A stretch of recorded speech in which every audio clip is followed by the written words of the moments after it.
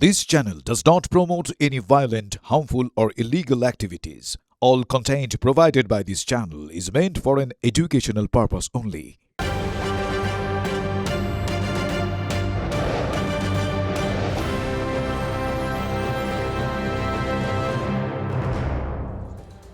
নমস্কার, টিভি9 বাংলা আপনাদের সকলকে স্বাগত। সন্ধ্যে সুপার প্রাইম টাইম দেখছেন শুভজিতা শর্মিষ্ঠার সঙ্গে আমি মঞ্জিরা। এই মুহূর্তে নিউজ রুমে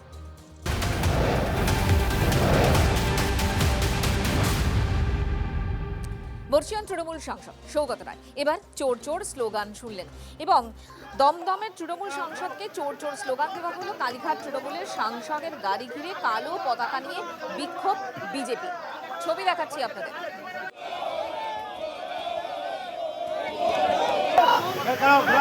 বিমানবন্দরে তুমুল বিক্ষোভ, সেই ছবি আপনাদেরকে আমরা দেখাচ্ছি।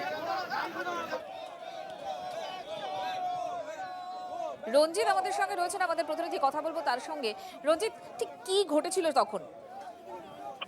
দেখো, দমদম লোকসভা কেন্দ্রের সাংসদ অর্থাৎ কালীঘাটের তৃণমূল কংগ্রেসের সাংসদ সৌগত রায়কে ঘিরে কালো পতাকা এবং বিক্ষোভ এবং চোর চোর স্লোগান শুধু একবার নয়। তিনি যখন আজ কলকাতায় বিমানবন্দরের ডাইরেক্টরের সঙ্গে পরিচালন সমিতির অর্থাৎ কলকাতা বিমানবন্দরের পরিচালন সমিতির প্রেসিডেন্টের বৈঠক ছিল, সেখানে উপস্থিত ছিলেন দমদমের বিধায়ক এবং উত্তর দমদমের বিধায়ক অর্থাৎ সৌরভ শিকদার এবং অরিজিৎ বক্সী। সেই সময় বিপুল সংখ্যক কিন্তু বিজেপি কর্মী সমর্থকরা সেখানে জমা হয়। এছাড়াও ছিলেন এয়ারপোর্ট অথরিটির বেশ কয়েকজন কর্মী এবং তারা যখন অর্থাৎ সৌগত রায় যখন সেই বৈঠকে যোগদান দেওয়ার সময় যখন আসেন এবং এয়ারপোর্ট অথরিটি বিল্ডিং এ, সেই সময় একদল যুবক সৌগত রায়কে ঘিরে ধরে কালো পতাকা দেখিয়ে বিক্ষোভ করেন, গো ব্যাক স্লোগান দেন এবং চোর চোর স্লোগান।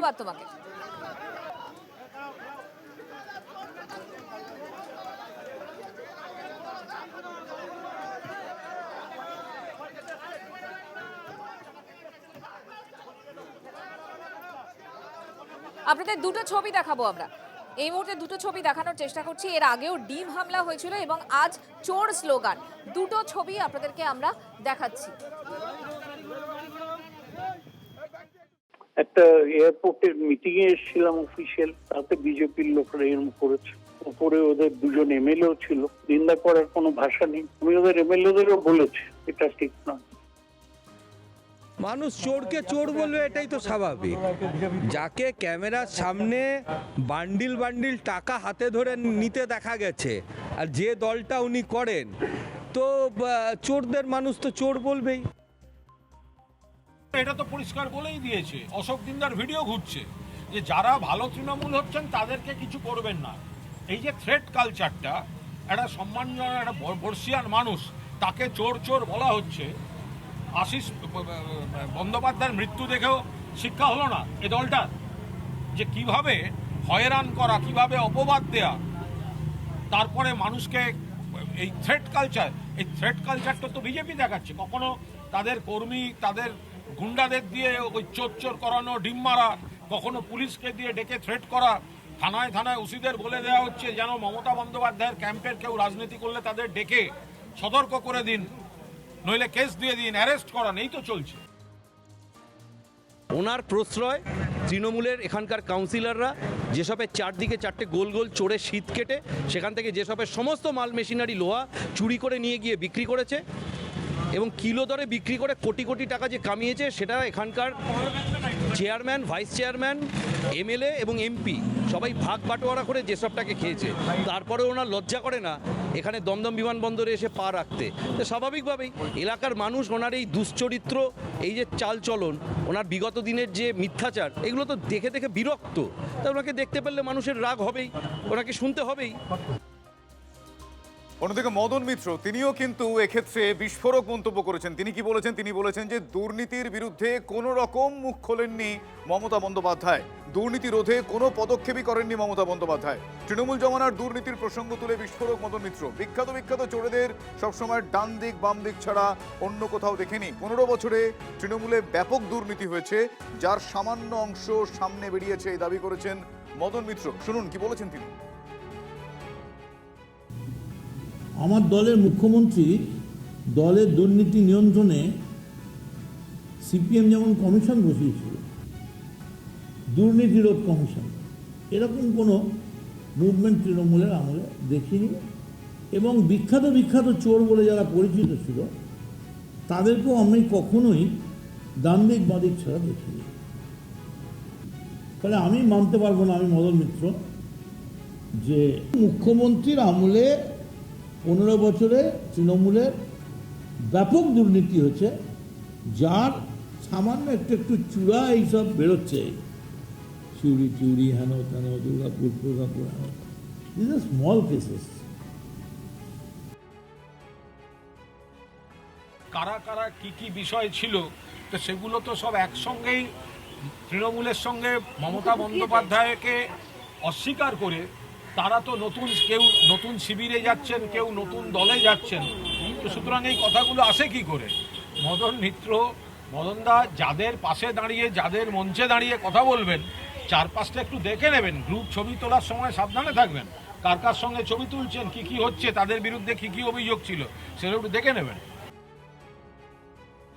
আইপ্যাকের ফাইল চুরি মামলায় সিবিআই তদন্ত নিয়ে কোনো আপত্তি নেই তৃণমূল নেত্রী মমতা বন্দ্যোপাধ্যায়। রাজ্যে এখন পালাবদল হয়েছে, পুলিশকে দিয়ে তদন্ত করাবে না সিবিআইকে দিয়ে তদন্ত করাবে, তাতে কিন্তু রাজ্যের কোর্টেই বল ঠেলেছেন মমতার আইনজীবী।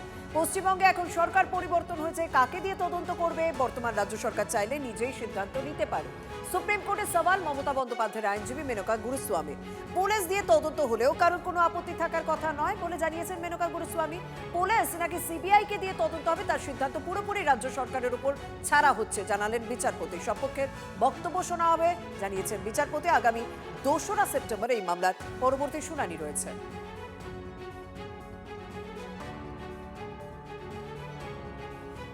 কিন্তু বিধানসভায় বিরোধী দলনেতা কে হবেন, বিধানসভায় বিরোধী দলনেতা কে হবেন তার রায় দেবে হাইকোর্টের সিঙ্গল বেঞ্চ। ঋতব্রত ও শোভন দেবের মধ্যে আইনি ও রাজনৈতিক দ্বন্দ্ব, দুপক্ষের দ্বন্দ্বে অন্তর্বর্তী স্থগিতাদেশ দেয়নি বিচারপতি শম্পা সরকারের ডিভিশন বেঞ্চ। ঋতব্রত বন্দ্যোপাধ্যায় কি বিরোধী দলনেতা, 2 মাসের মধ্যে সিদ্ধান্ত নেবে সিঙ্গল বেঞ্চ।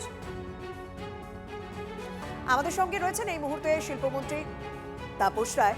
তাপসবাবু, একটা বিষয় হয়েছে, আমরা আইপ্যাকের যে ফাইল চুরি মামলা সেটা শীর্ষ আদালতে ছিল মামলা, সেটা আমরা প্রত্যেকেই জানি, কিন্তু এই মুহূর্তে যা আসছে খবর, তৃণমূল নেত্রী মমতা বন্দ্যোপাধ্যায়ের পক্ষ থেকে কোনো রকম আপত্তি জানানো হয়নি সিবিআই তদন্তে। বলা হচ্ছে রাজ্যে এখন পালা বদল হয়েছে, সরকার বদল হয়েছে, তারাই সিদ্ধান্ত নিক পুলিশকে নিয়ে তদন্ত করবে না ইডিকে দিয়ে তদন্ত করবে না সিবিআইকে দিয়ে তদন্ত করবে।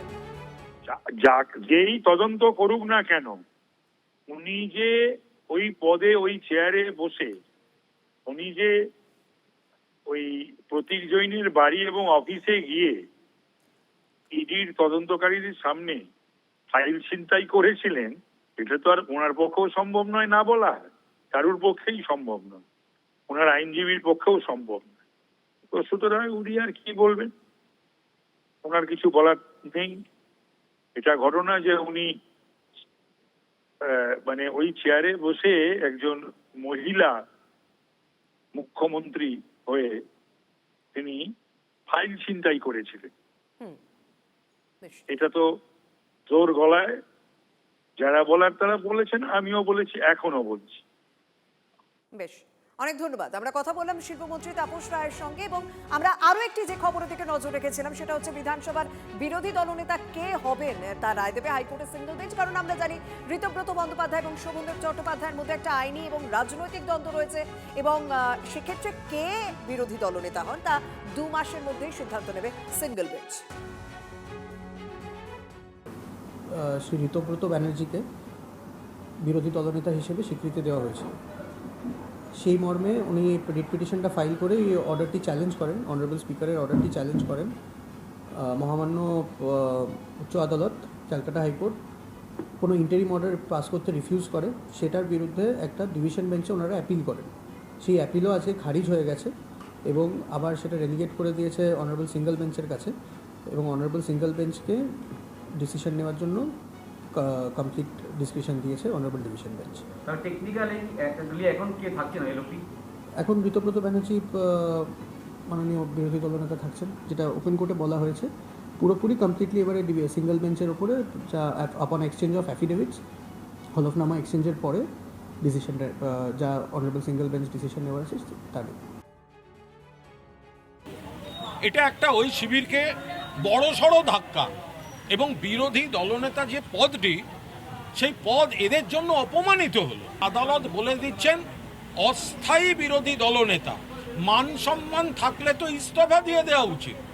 অস্থায়ী বিরোধী দলনেতা মানে কি? ঠিকা বিরোধী দলনেতা মানে কি? বিরোধী দলনেতা পদটা কিরকম ছেলে খেলার জায়গা?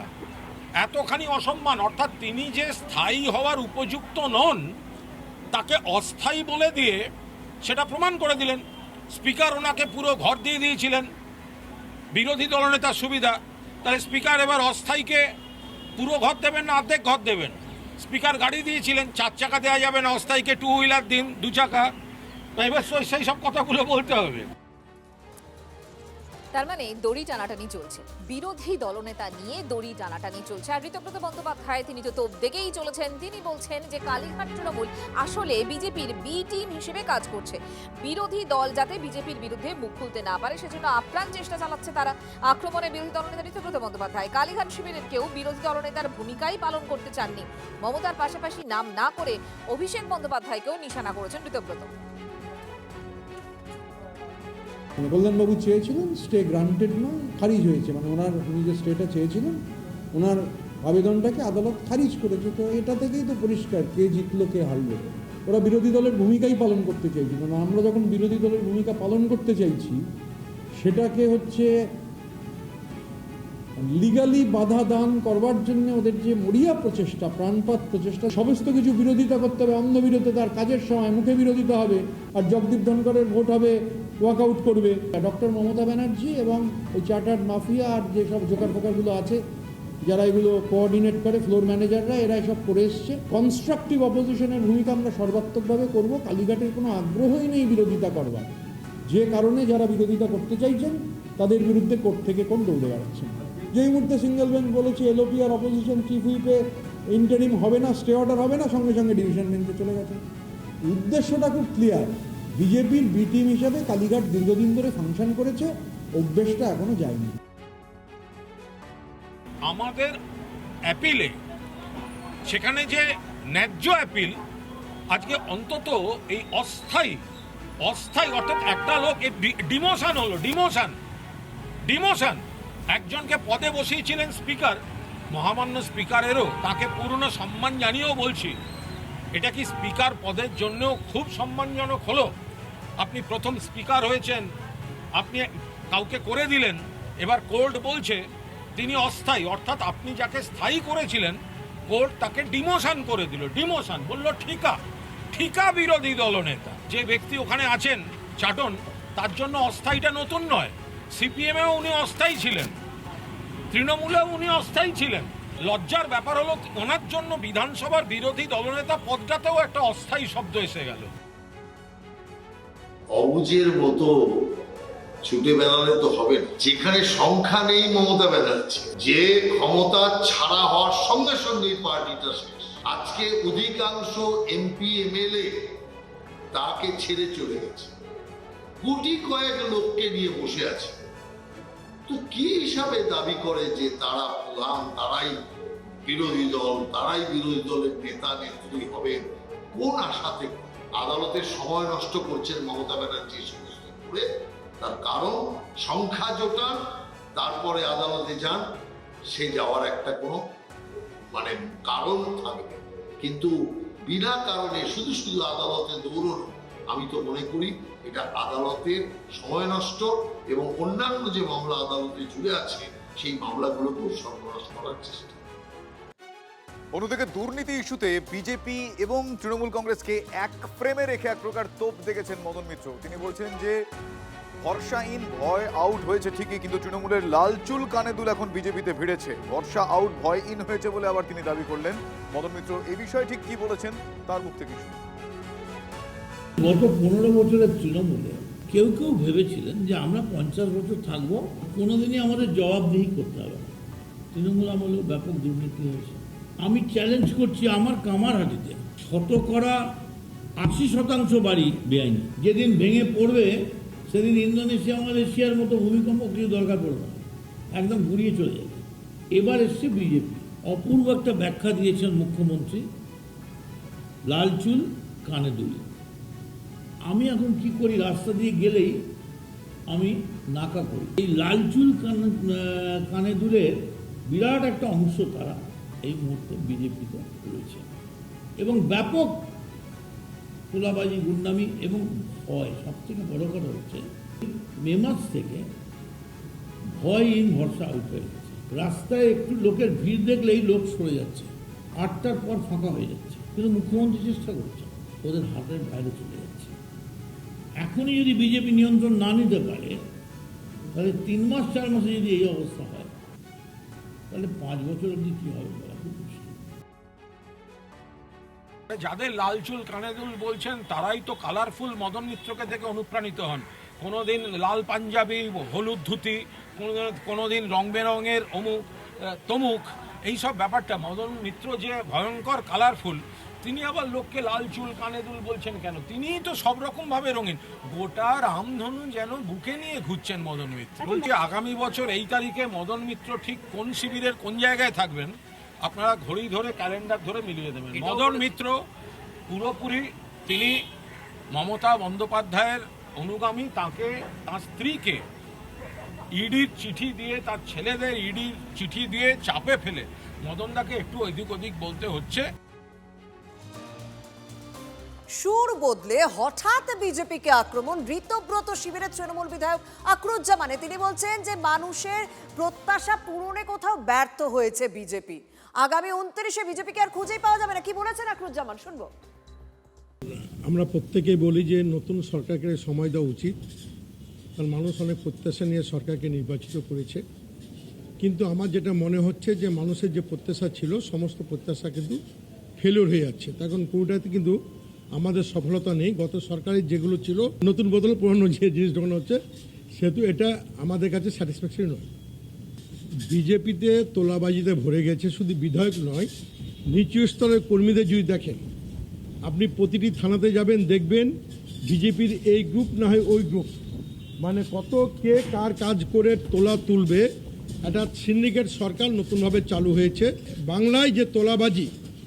যে তোলাবাজি একটা প্রাতিষ্ঠানিক রূপ নিয়েছে। বিজেপি তার রাজনৈতিক এজেন্ডা তারা কি করবে, কি গুরুত্ব দেওয়া দরকার আছে। তবে এটুকু বলতে হয়, 29-এ বিজেপিকে আপনি খুঁজে পাবেন না।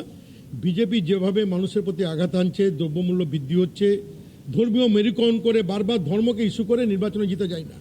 আমরা যে ধর্মের মানুষ হই না কেন, আমাদের রুজি রোজগার, জীবন জীবিকা সবচেয়ে আমাদের কাছে বড় গুরুত্বপূর্ণ। সেহেতু এখানে বিজেপি যাকেই নিয়ে আসুক না কেন, 29-এ বিজেপিকে দূরবীন দিয়ে দেখতে হবে বলে এখন দেশের মানুষ সেই পথে এগোচ্ছে।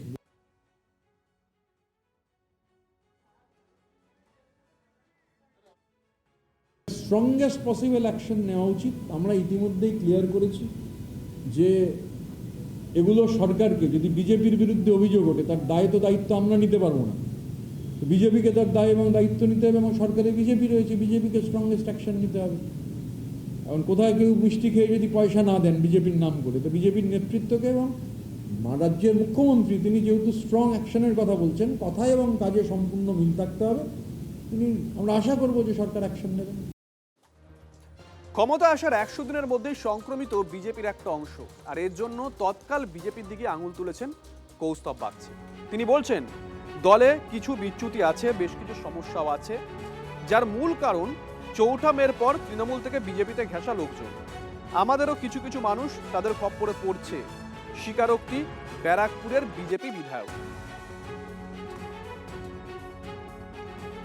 এই তো ভারতীয় জনতা পার্টি, যদি নিজেদের লোকেরাও কেউ যদি ভুল করে, অন্যায় করে, সেই কথা বলা, সেই খড়গহস্ত হওয়ার জায়গাটা ভারতীয় জনতা পার্টি একমাত্র তাদেরই আছে।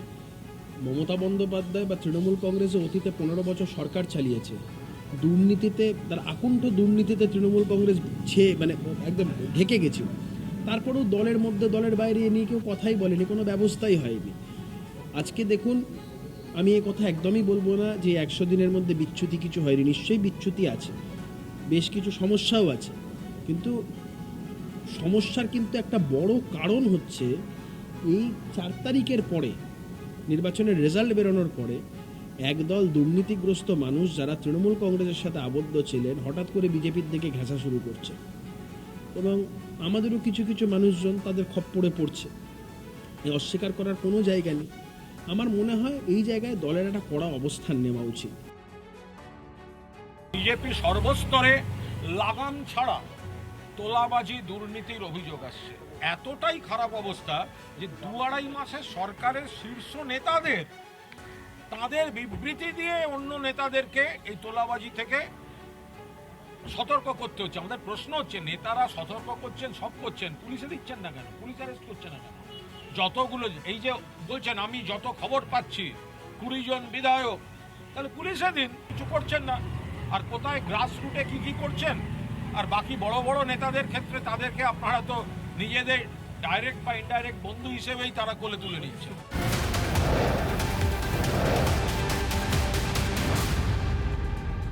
এবার কলকাতায় সিজেপির বৈঠক বাতিল, শেষ মুহূর্তে হলের বুকিং বাতিলের অভিযোগ।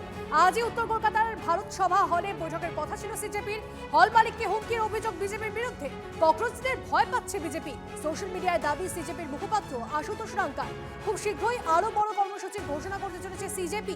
তবে বাংলার স্কুলে স্কুলে জারি থাকবে অভিযান, জানিয়েছেন সিজেপির মুখপাত্র আশুতোষ রাঙ্কা। भारत सभा हॉल हमने बुक कर लिया था। आज जब हम वहाँ पर गए तो उन्होंने बोला कि हमारे ऊपर भाजपा के जो लोकल लीडर्स हैं उनका बहुत ज़्यादा प्रेशर है, तो आपकी मीटिंग यहाँ पर नहीं कर पाएंगे। बंगाल में भाजपा सरकार को आए हुए 4 महीने हुए। ये सरकार बड़ी आसानी से कह सकती थी कि हम सरकारी स्कूलों पर काम करेंगे, आप हमें थोड़ा समय दीजिए। बंगाल में शिक्षा व्यवस्था कैसे सुधारी जाए आप बताइए, हम मिलकर आपके साथ काम करेंगे। हम अभी आए हैं, आपके साथ मिलकर बंगाल की शिक्षा व्यवस्था को सुधारेंगे। लेकिन बंगाल की सरकार ने पिछले 2-4 दिनों में क्या किया? हमारा वॉलंटियर जो वहाँ पर स्कूल का ऑडिट करने गया, उसके परिवार के साथ मारपीट की, उसके पिता की हत्या कर दी। एक शांतिपूर्वक इंटरनल मीटिंग जिसमें हम सिर्फ ये रणनीति बना रहे थे कि किस तरह से बंगाल के स्कूलों को सुधारा जा सके, उस बारे में डिस्कशन करते हैं। आपने डरा धमकाकर उस मीटिंग हॉल को कैंसिल करवा दिया। आप अगर यही करने आए हैं तो हम ये लिख कर दे सकते हैं कि बहुत जल्दी बंगाल की जनता आपसे त्रस्त होने वाली है। समय है, सुधर जाइए, बंगाल की शिक्षा व्यवस्था पर काम कीजिए। যদি এরকম কোনো কিছু হয়ে থাকে তাহলে তাদের মালিককে বলুন অবিলম্বে আইনানুগ পদ্ধতিতে যেতে। কে কাকে হুমকি দিচ্ছে, কে কাকে কি বলছে আমি ঠিক জানি না, তবে কোন রকম নৈরাজ্যকে বোধহয় পশ্চিমবঙ্গের বাঙালি আর বরদাস্ত করতে রাজি নয়। আইন মেনে প্রশাসনের কাছ থেকে পারমিশন নিয়ে বা কোর্টের পারমিশন নিয়ে যে কোনো মানুষ কোন রকম নৈরাজ্য সৃষ্টি না করে, কোনো হিংসা বা দেশ বা অন্যের কোনো কাজের অসুবিধা সৃষ্টি না করে সারা ভারতের যে কোনো জায়গায় যে কোনো মিটিং মিছিল করতে পারেন, এটা তাদের অধিকার। এবারে এই শর্তগুলো মানলেই মিটে গেল।